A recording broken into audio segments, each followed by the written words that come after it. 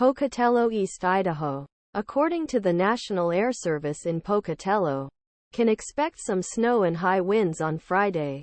After midnight will be a fair game to see at least a light snow, said. Mud Lake, Idaho Falls, Rexburg, St.Anthony, Pocatello, Blackfoot, American Falls, Shelley, Fort Hall and Burley can have snow accumulation up to 3 inches. Check the graph below to see the measurements. The counselor says he plans the slippery road conditions that may affect the morning or evening. Also, there is a winter storm clock for places like Island Park and Swan Valley.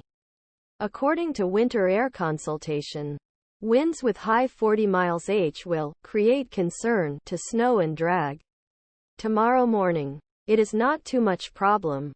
But when we start entering late in morning in the afternoon, we'll start seeing wind gathering. And tomorrow night Saturday it will be quite windy for everyone, Mo Moore said.